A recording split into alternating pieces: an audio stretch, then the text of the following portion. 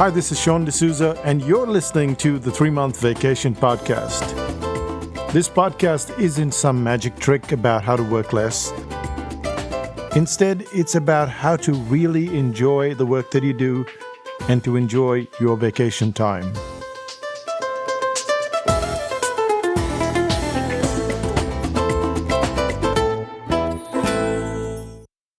Yes, it's me, Sean, and you're listening to the 3-Month Vacation.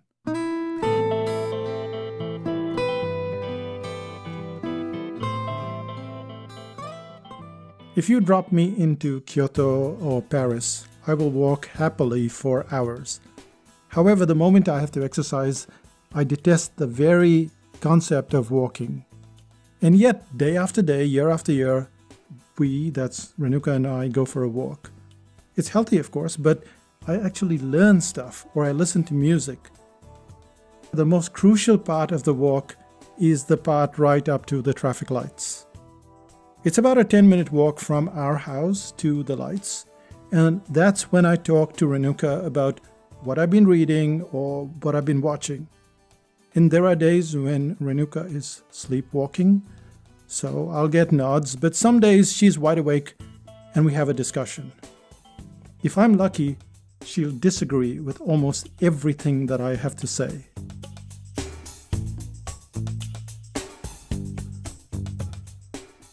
Well, here you are on this journey. We're talking about writer's block. We're talking about why people get stuck with this whole system of writing. And when we started on this journey, we started out with the concept of preparation, of that outline, of the notes with the outline, and how if you don't do all that stuff, you don't get very far. And then in the next episode, which was episode number 2, we looked at the factor of input, how subject matter, that is your own field subject matter input, is very crucial.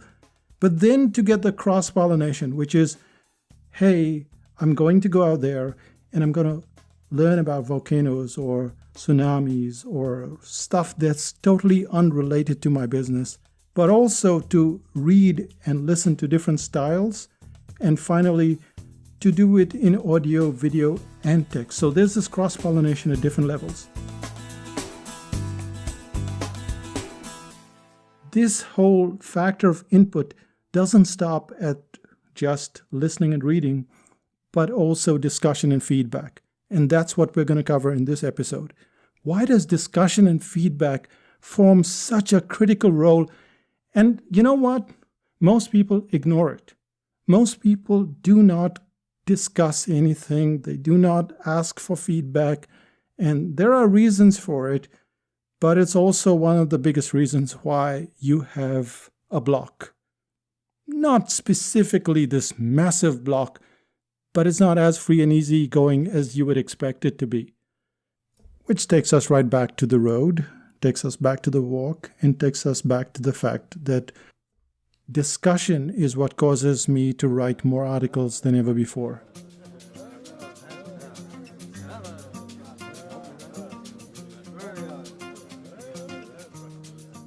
Discussion is a great way to get prepared to write an article. I remember the author, and this is the best-selling author, Malcolm Gladwell. He was drumming home this point, and I don't know how many people got it. And what he tends to do is either find a friend, either in person or over the phone, and then they discuss the topic. And Gladwell is looking for curiosity.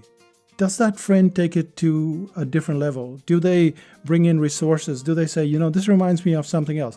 So Gladwell is looking for curiosity, and also you're looking for disagreement. Disagreement is a very critical part of writing.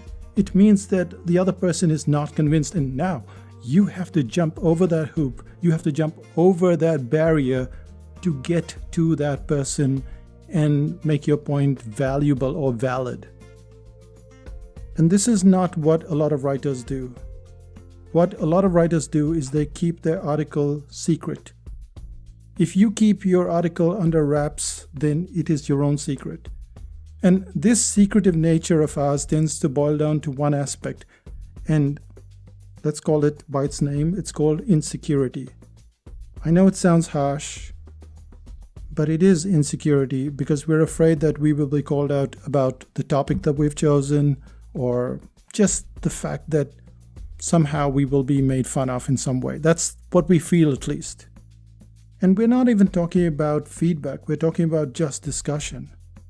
When we get to feedback, it rocks our boat so much that we feel happier to just simply get on with the job of writing, to avoid discussion and especially feedback completely.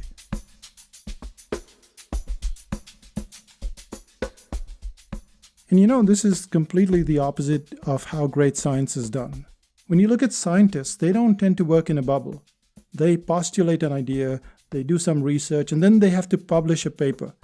That paper is examined by others in their field, and those others come up with holes in the original research, in the original idea. These holes might be so large that the scientist has to go back almost to the starting point, and then they have to ratify their idea. They have to make it more acceptable. And yes, this method is frustrating. It's a big blow to the ego. And a big source of discussion and feedback is the walk that I take with Renuka every day. But that's not the only source of feedback and discussion. I'll get on WhatsApp and I'll chatter away with a private group. I have discussions via email. I have discussions via Messenger. And more often than not, I will post a rough idea on the forum in 5000 BC. And if you're wondering why there are so few holes in a lot of the articles or the books or the courses from Psychotactics, then you should stop wondering.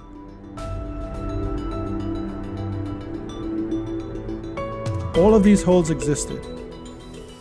If you look at the courses, for instance, the sales page course, that's in version 3.0. That tells you that the course material existed in version 1.0 and then 2.0, and all of those had holes. The same applies to the article writing course, or any course, any article, just about everything that we do. This article too will have holes in it, and we know this to be true because the moment I post it, someone will ask questions, or someone will have clarifications, or they may just disagree with something. And this is feedback. Feedback is about holes, and discussion is about getting to your own sense of clarity. Often we are writing stuff and it's very clear in our head, but the moment we try to put it down, even in an outline, even just the first 50 words on paper, it's not that clear. And when someone else reads it, they go, I don't understand that second last line. I don't understand why this story turns that way or this way. Now what you've got is this feedback, which then leads to discussion, and now you can fix it because you couldn't see it when you wrote it. You can't see it when you're creating that outline that, hey, this outline is going all over the place. But someone else can. And the coolest thing is that when you have to explain yourself, your brain goes all over the place, rambling, trying to find analogies, trying to find stories, trying to find case studies. You'll say something like, oh, what I'm trying to say here is that this concept is like a roundabout. And then you'll start to explain that concept of a roundabout versus a traffic light. And suddenly you realize, wait a second, that's my analogy. That's what I can use for my article. That's what I can use in the introduction of the book. That's what I can use in the podcast. When you're writing stuff, it's very hard because you're just in your own world. But when you have to explain it to somebody else, you have to use the word like. And when you have to use the like, you get the analogy. When you say, well, that's a bit like the story that I had in my childhood, now you've got the storyline for whatever you're writing about.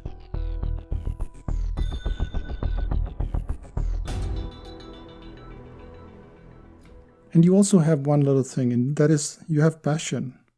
You've just explained it, and the other person has understood it, and they're nodding or they're agreeing over chat, and you suddenly realize, wait a second, this is so much better than what I had before. So all of this discussion, all of this feedback, it's starting to trigger off something that is very difficult, if not impossible, to do by yourself. Well, I wouldn't say impossible. It's possible to do everything by yourself, but this is far superior because you have to clarify it to somebody else. I have to write a lot of stuff every day, every week, every month. And so I don't really have any boundaries. I will use the discussion with Renuka. I will come back, get onto WhatsApp. I will get onto chat. I will get onto the forum in 5000 BC. And all of this is going on in the same day. I didn't always do this. And as a result, I would take so much longer to write every single article. Just this week, I would have written 2 or 3 2,000-word articles. It's not possible if you're trying to just do this by yourself.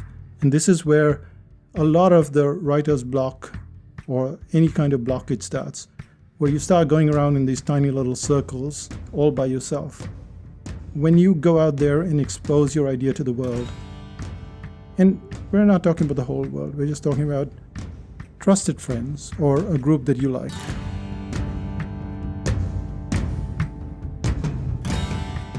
And this brings us to a very critical point, which is the concept of percolation. And I've talked about this before, but you start thinking and discussing about something, and say it's Monday. By Tuesday, that idea is slightly refined, and by Wednesday it's better, and Thursday it's even better. And then by Friday, I'm ready to write. But the other point is that you shouldn't necessarily be writing just one article.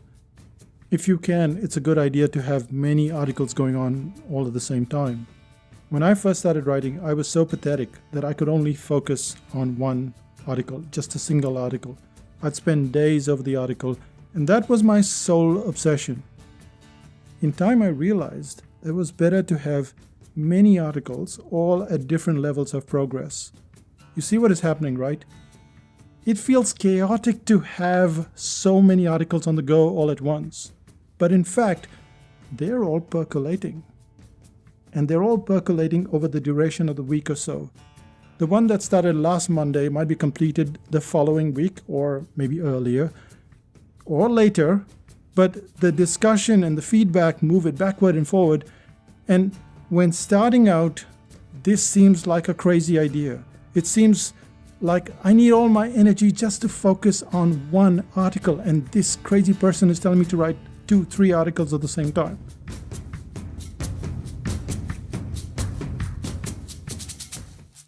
But in time, you will find that having many articles inching ahead is a great way to get discussions going on many fronts. And then you've got 2-3 articles always on the go. There's always something to work on. But to get this discussion going, to get this feedback, you can't keep secrets. Keeping secrets is mostly a terrible plan in all areas of life. We get very bad advice from well-wishers. We get very bad advice from parents and guardians. We're told as we're growing up that certain things need to be private. In reality, it's just hogwash. In many cases, secrets only seek to make us more insecure. And it's this kind of, let's keep it private, let's keep it a secret, that spills into work, it spills into your personal life, and eventually it creates this factor of insecurity.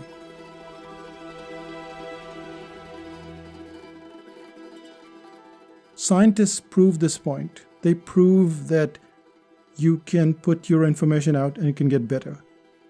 Every coder knows this to be true. They have to put their code out and it has to get better. Creativity underlines this idea over and over again. If you really want to get the article moving faster, if you really want it to be robust, you have to overwrite this nonsensical programming that you had in your formative years.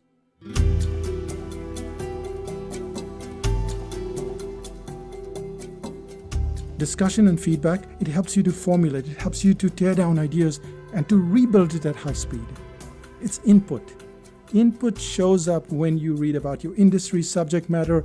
It creates this sweet, creamy layer of creativity. And then when you cross-pollinate it with different case studies, industries, even different media, then you get this magic. And finally, input pushes your idea towards the wall. Your job is to make your work clearer, to make it more robust.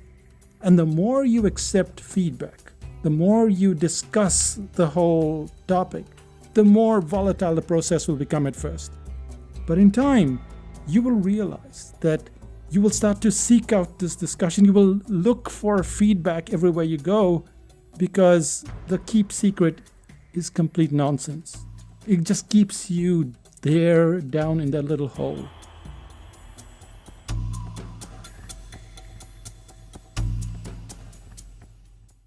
By and large, people are not out to get you. Most people are kind and helpful, and what you're doing is you are helping them to be kind and helpful. And that brings us to the end of this podcast. We've kind of done a little summary there of all the stuff that we've covered. Well, let's just do a quick summary anyway. We started out this podcast series with the factor of just outlining, just preparation, the notes, all of that stuff. We then moved on to input, and we looked at different types of input, which is your own industry, cross-pollination with other industries. We also looked at the media and the styles. And then today, in this episode, we looked at input in terms of discussion and feedback. And we saw that you have to open yourself up. You can't be secretive because, well, you can be secretive, but this is more work. And the ideas are not so robust. And anyway, you're going to publish to the world. They're going to see it anyway. This is not some personal diary that you're keeping for yourself. So you may as well get that discussion and feedback going. I tend to do a lot of my discussion and feedback through forums, through chat, through Messenger, through WhatsApp, and with my walk with Renuka. And she says no a lot, which is really good for me.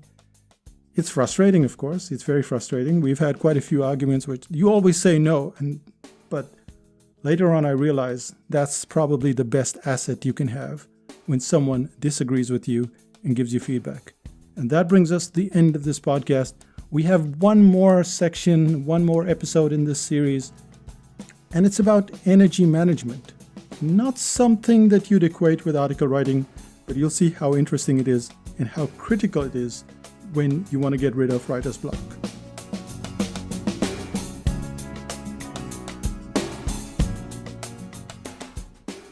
So what's happening in Psychotactics land? You sent that postcard for my birthday, didn't you?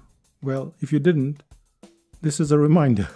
So we will still be in Mexico at this point in time, in San Miguel de Allende, as we work our way through Mexico, and then we end up at the beach, and then we get back to Houston. In Houston, we're having a meetup. I don't know if there'll be any seats left. It's the day before Thanksgiving. So if you go to psychotactics.com and look for meetups, you might be lucky, you might still get a seat. Go there and have a look. The second thing is, when we return, we'll be back in 5000 BC. So you might as well get to 5000 BC. Now, there is what you would call a waiting list. It's not precisely a waiting list. It's a cooling off period. You get there 21 days in advance, and then you pay $10. You get in, and you have to wait for 21 days. So by the time we get back, you will be in 5000 BC, and you will have a chance to introduce yourself, ask questions, and get these very long answers, because I'll be nice and rested by then. Read the brain audit, because the brain audit forms the basis for almost everything that we do at Psychotactics.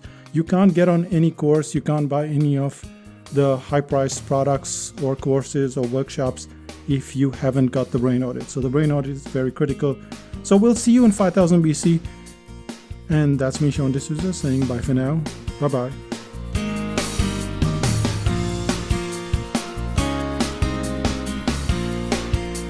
Still listening? You know, in this series, I've been talking about preparation, and a lot of people don't realize how much that preparation entails. This morning, for instance, I went to the cafe and sat there for an hour, and I didn't have my Apple Pencil, and I didn't have a book. And yes, I was totally disorganized, so you can see that the preparation works at one end of the spectrum and then completely fails at the other end. But anyway, they printed out a large sheet of paper for me, you know, when they give you those credit card things and you get these little scrolls. Well, they printed out this very large scroll, and then I used the pen to plan out everything. How much have we planned in advance? Today, I planned until the end of March. Now, you consider that there are about 4 to 5 podcasts every month. So that's all of October, all of November, all of December, Jan, Feb, and March, that much in advance. I didn't always do this kind of planning, but it's very frustrating and disempowering when you've got a deadline and that's all you can think of. It's so much easier when you're several months in advance. And granted, I haven't recorded all the podcasts, I haven't even written all the information, but this is just preparation. So 2 points here. The first thing is that I prepare outside the office, as in I get to the cafe. And the second thing is it's a lot of preparation in advance. And if you would like to see that, just email me at sean@psychotactics.com and I'll send you a graphic of what it looked like at the start of October and how far into the year and next year goes. That's me, Sean. This is a Sing. Bye for now. Bye-bye and see you in 5000 BC. Be kind, be helpful, or be gone.